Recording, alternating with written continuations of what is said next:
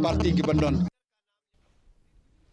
The Khasi Hills Autonomous District Council today paid tribute to 3 former MDCs, late Latiplang Kharkongor, late Hadrian Lingdo and late DP Yangju during the first day of the council winter session.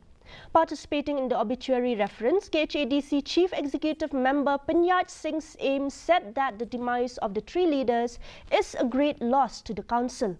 Taking part in the obituary reference, opposition leader Titos Tarwal Khan said that late Kharkongor, who was the former CEM, was a very dynamic person and a leader who was very concerned about the welfare of the people of his constituency.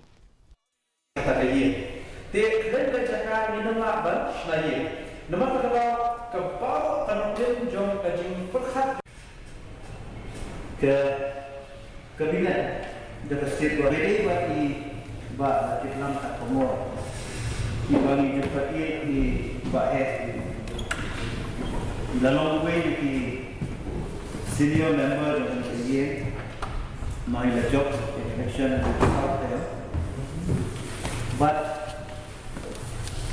the way di kuat tiba umi ramba lagi sedia kita dalam job jadi election and see the independent.